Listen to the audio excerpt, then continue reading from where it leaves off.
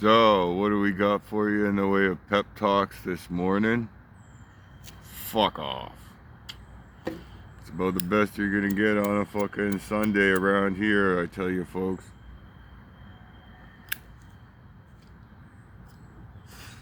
Happy 420, by the way. We're fucked. That's all anybody wants to hear is confirmation of how fucked up we are. Which is odd because 10 years ago, when I started saying to people, hey, you notice how we're pretty fucked up to begin with and we don't have any civil rights out here, the cops, the crown, other people walk all over, other government employees walk all over your civil rights, walk all over your charter rights and tell you to fuck off. Well, nobody wanted to hear anything back then, back around 2015. And then it got a whole lot worse, a whole lot of faster, and shit just went way south to sideways before these motherfuckers would even admit that shit was going sideways. And back then we were saying, hey, this is going a whole lot of sideways, folks. Oh no, don't worry about it. Canada's the best country in the world. And back then, they lied about the numbers. You had that illusion. They could keep it up. But now, all anybody wants to hear or see or read about or watch on YouTube is how fucked Canada is. And I, for one, am kind of glad for it because it's been a long time coming. It's been a long time coming. Thank God people are finally listening. We've got a race war going on out here in British Columbia because of the massive amounts of a certain type of immigrant, a racist gang of international terrorists and drug dealers and human traffickers,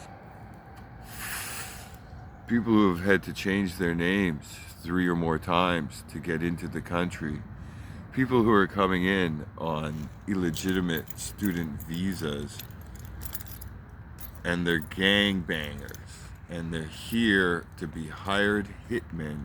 Fucking gotta check out my fucking get up before I go on live. And they just milk the system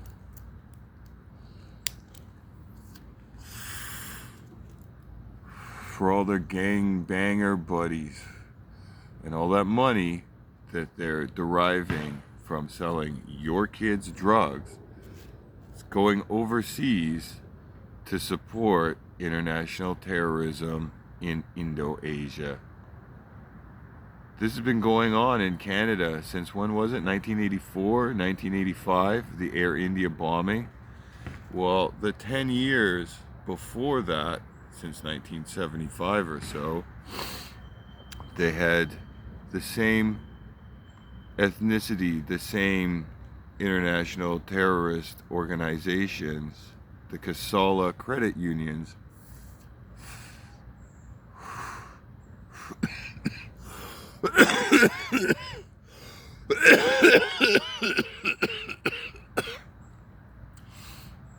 And they arrested a few people, but they didn't take away their funding. Canada has been funding all this criminality with our tax dollars. They're paying the criminal organizations to show up here, bring in the human trafficking so we can have population increase, because our self-sustaining population, self-replacement population that the children were having had dropped off around that same time in the early 80s. And we needed more people. We needed more people to fudge the numbers on the GDP ever since. You know what, folks? These criminal organizations are bleeding you for your welfare recipients' dollars, because as soon as those government checks come out, all the money gets extorted, drug dealt, and prostitution racketed off by the drug gangs that are working in the housing markets to launder that money. So the government checks come out, the drug dealers go around and make all the money. The higher ups in the gang say, great, give us that money, and that goes into competing in your housing market. But there's only 10% of that, because that's the down payment. The 10% of all these people's, you know where they get their loans for the down payment for their houses? At their temples. They get introduced to the drug dealing gangs who loan individuals money. This is where all these extortion cases are coming from. It's not that they just go out and randomly extort people. The people they're extorting have already borrowed money for the down payments for their business, for the down payments. For where do they get the money from? Oh, well, they live 5 families to a house. That's not what's happening. If that's what, they'd have to have all these multiple co-signers on the mortgage and all those 5 people. But where does that income come from? They just show up with bundles of cash and then nobody asks any questions. The system is set up for you to lose, and this is the government. The government wants the poor people on drugs. Out here in BC, they've been giving everybody on drugs a free reign of things. It's not in the charter that says you have to treat people equally if they're on drugs or not on drugs. It does say religion, ethnicity, sexual preference, disabilities. It says other things, but it doesn't say that drug users is like a stopgap or an impetus for them to start charging people with a hate crime. However, that's how they act in BC. The drug addicts get freebies, free reign to commit crimes. The international terrorists, the imported drug gangs, human trafficking drug gangs, they get special treatment. And then they tell you that's based on ethnicity. But their customers and their clients and their associates, their workers, there's no delineation in the charter that says if you're a drug. So they have made the police lenient on the laws that pertain to anybody using drugs. 3 years ago, in 2023, when they legalized drugs out here in British Columbia,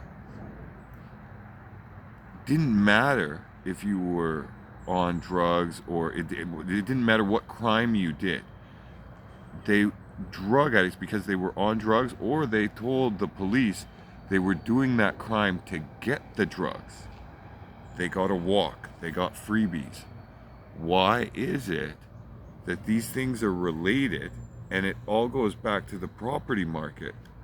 The government is subsidizing the international human trafficking gangs with their drugs by giving all the checks to the drug addicts.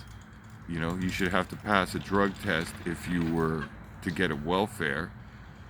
They make you do that to see your own kids if you're in family court. So what's the difference there? Well, in family court, you don't get special treatment for if you use drugs. In fact, it's quite the opposite. And they discriminate on you whether or not you use the drugs. Somebody says you did drugs, you're going to have to take a fifth test if you want to see your own kids. So it's one of those things, you can't have it both ways. Not the courts, but they do. they do get it both ways. Family court, completely different than the criminal court. In family court, in some semblance, one could say the laws of Canada about the drugs are still getting observed to a greater, far lesser extent. But as all these government checks go out, the poor people who have been given the okay to do the drugs, and it's not that bad of a crime, and you're not going to get a record, and you got so all those government checks go directly 50% or more is immediately spent on drugs. Within the next 48 hours, 3/4, way more than half of everybody receiving a government handout check out here in BC is broke. Now, a lot of them borrow money from the drug dealer, borrow drugs from the drug dealers ahead of their check. They get paid, they have to give the drug dealer back $300. Then they spend another $300 on drugs, and they rinse, repeat, and start the cycle again. So where does all that money go that gets spent on drugs? Because it's a lot. It's a lot.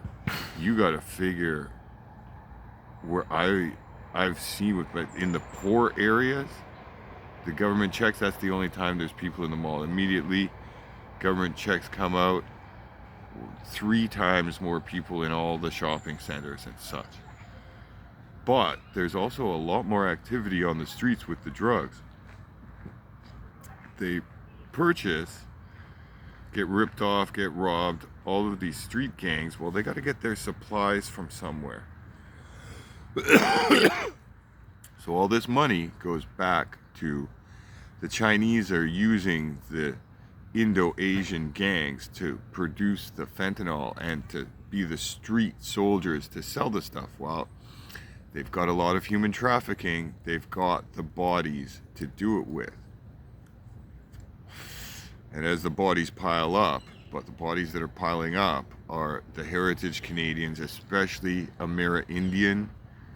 They're killing us. It's part of the war on the locals, the war on the heritage Canadians. So that money goes up the chain in the drug gangs. That's where the local is. There's also prostitution, the human trafficking that goes on. We're going to leave that aside for now. Think of how many millions of dollars that is just in one day when the checks come out. You don't think they have a vested interest in keeping the quid pro quoing? They take that money from the drugs. Well, they're going to have to give that to the Chinese to get more drugs. They're going to have to, so that's a flight of capital. They're going to have to pay off and work the bribes. Part of those bribes are that when they human traffic in more people, those monies are spent in the housing market, keeping the housing prices up. Where are they getting the down payments? They're getting the down payments because they meet the criminals in their temple and they get loans.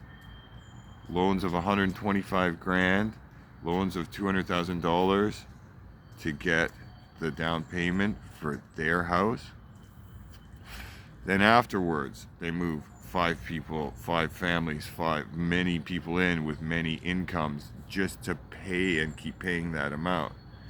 That's much higher than you could ever afford because they're qualifying with completely fraudulent documents and drug dealer money to pay for their down payments. And then human traffic victims are sometimes the renters in the housing that they're buying. And this is what's going on in British Columbia to keep the housing market afloat. What's also going on is empty houses and holding companies for the investment firms and for the banks. But this is the houses that are like that one I showed you and did the walkthrough in Panorama Ridge that gets burnt out in a murder case where they're destroying the evidence, lighting the house on fire, the $3 million house on fire, after they murder the Brothers Keepers gang member inside the house. And so they light it on fire.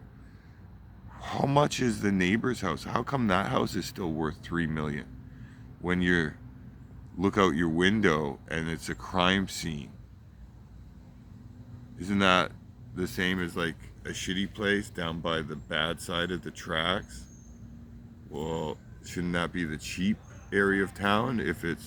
But in the cheap area of town, it's flooded with these gangster drug dealers who are taking all the money off the welfare. The government's paying out the welfare checks, and by this triangular means of getting everybody addicted to drugs and not giving them criminal charges and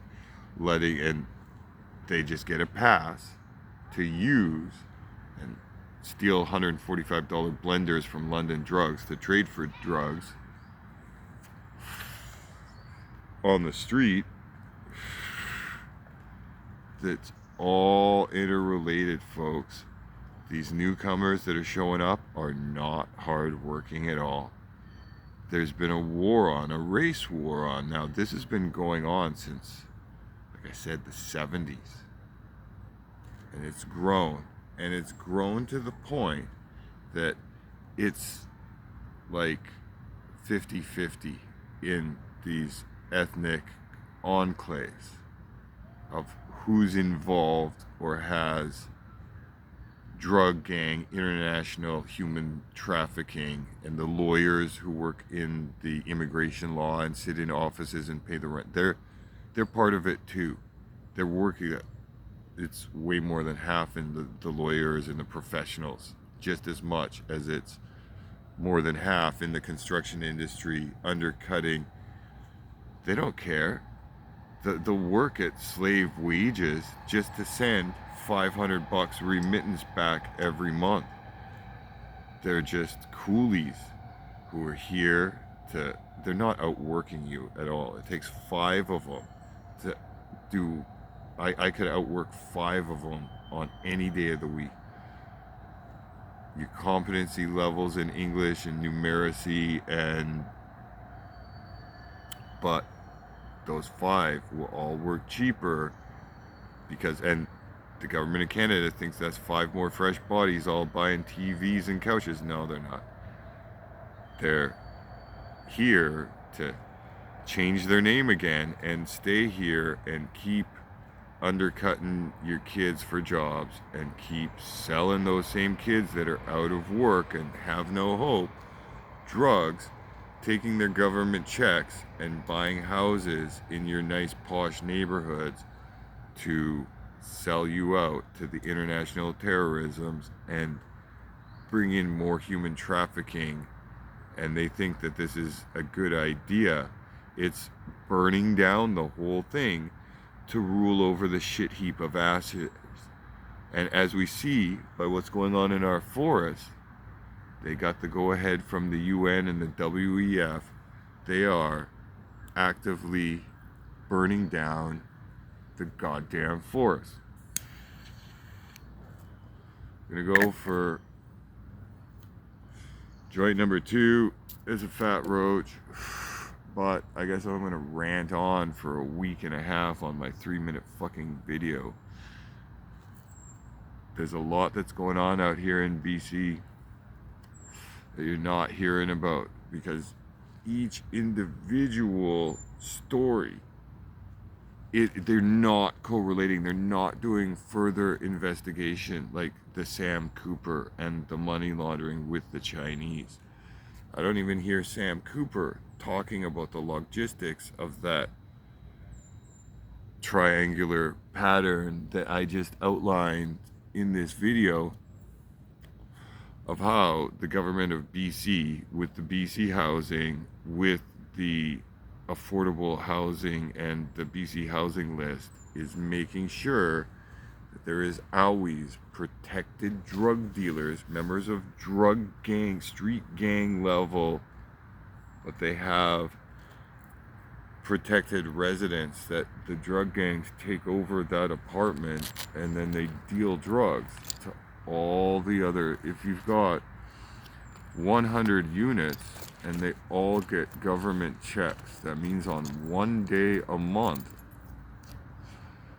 they're all spending $1,000 on cigarettes, liquor, and dope. Not greeny, leafy, salad garnish dope. Purple powdered rat poison kind of dope. Or other tainted drugs.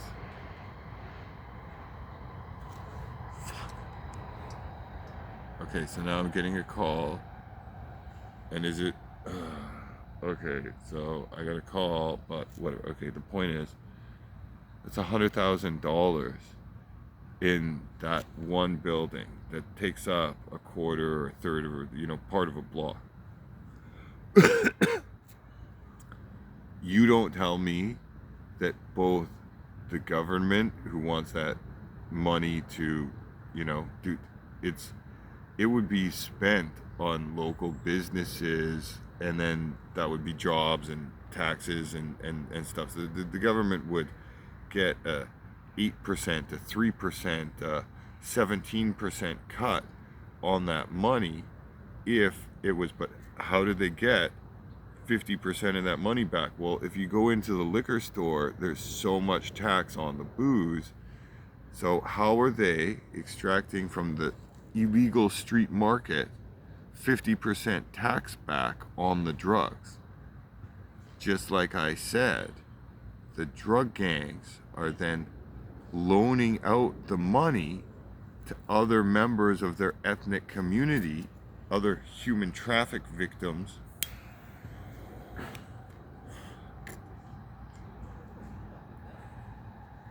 to buy the houses at these super inflated rates and outbid you for property in your neighborhood where these people go about committing more crimes.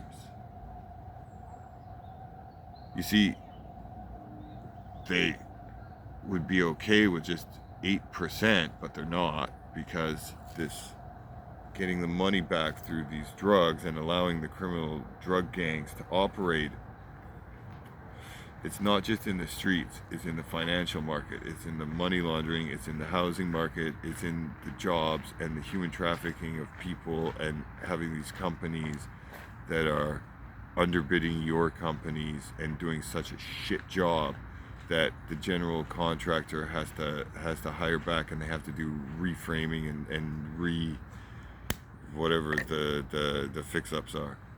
So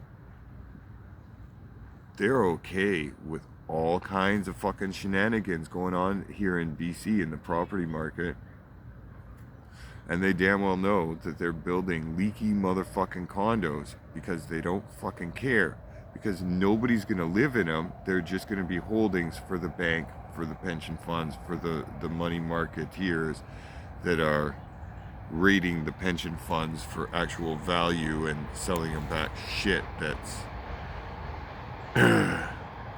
gonna look like it can make money on paper, but as soon as anybody looks into the numbers, that's why they have to have mutual funds, and everything's just so many people in and so many buying of so many different aspects of the housing market. It's repeating of the same sales. Well, now the house sales aren't going on, so I'm of the real suspicion that these house sales that they're saying are holding up the market, a lot of them are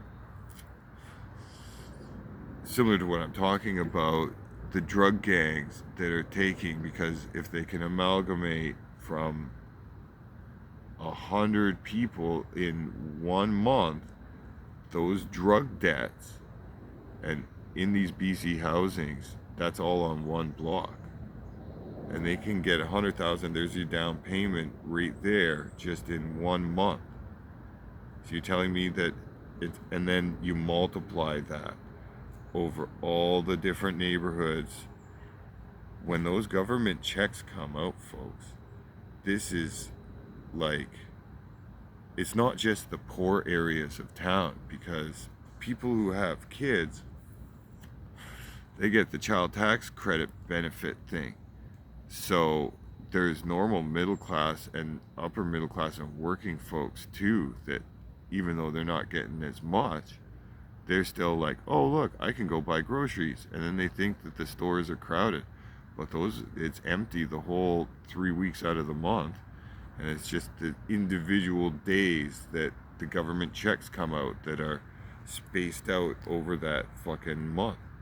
Well, if your Shoppers Drug Mart and your Loblaws and your regular grocery stores are noticing these all of a sudden bumps in activity every government check day, and it's obvious, and they're going to hire more staff on a Tuesday or a Wednesday, because that's when the government check comes out, because they got receipts at the end of the day.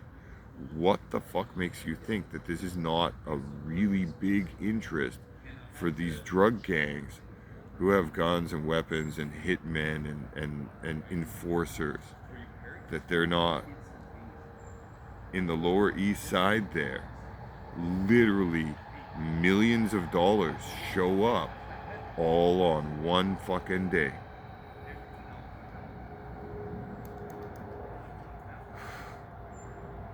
And it gets laundered through the property markets, and then the government gets, I think that these might be, instead of like, I don't know, in some areas 2, 4, 8% of the market. I think now that the market has dropped, and a lot of, maybe that's 30, 35, maybe. Could it be? I don't know. This is strictly suppositional on these numbers. Of the purchases of houses are going in this direction to these drug dealing investments, these international human trafficking crime organization investments. If 90% of house sales aren't happening, that 10% that's left, well, if 2 or 3 or 4% was these proceeds of crime money laundering, now isn't 20, 30, 40%, if that number, the government checks are still coming out, the drugs are still, the more going on of this, then it keeps on increasing. Everything else is decreasing, but drug use, violent crime in the streets, robberies, random attacks by drug users, attempted robberies. Really? So it's just simple math, folks. But the simple math is that a lot of this money is leaving the country to go and support other acts of international criminality and international terrorism. And everybody sits here in the park on a sunny Sunday afternoon, and they're just fucking oblivious. And you couldn't even knock any sense into them with a fucking brick if you were to hit them over the head and say, look at these fucking for sale signs that sit here for fucking months. You know what used to happen? There was for sale signs that would sit there for months and years, and nobody would buy because it was too expensive, it was too overpriced. Anything cheap that would get sold in 90 days. Anything, and they would get overbid, and then they would overbid up enough to almost where the high priced one was. But they had been sitting there, they had been available. There was never a housing shortage. It was just, if you had the massive bonanza golden doubloons to put down on these shitbox leaky condos or shitbox cracked foundation fucking sliding on a hill old stock of houses that were basically a tear down for like $1.5 million fucking Canadian snow pesos. They've completely devalued our money so that they can move the numbers up and collect a higher share on more transactions and skim more off the fucking top. And it's a racket, and it's your fucking goddamn government checks cycling back into the property market, being laundered through the drug dealers, that your local kids have no job, no chance at a house, and no hope. So they might as well sit in a park and do fentanyl until they turn blue and shit their pants. And you go on as if I gotta shut the fuck up. I'm the one with the problem by pointing out that the acts of international terrorism are going on a daily basis in the greater Vancouver area, and you're going to pretend to be oblivious? I can't anymore, folks, and I got to tell you about it, because it's getting a whole lot worse before anything gets any better. And you better believe that the cops and the real estate boards on these city councils are in on this and are backdoor dealing with God knows what kind of fucking petty bribery.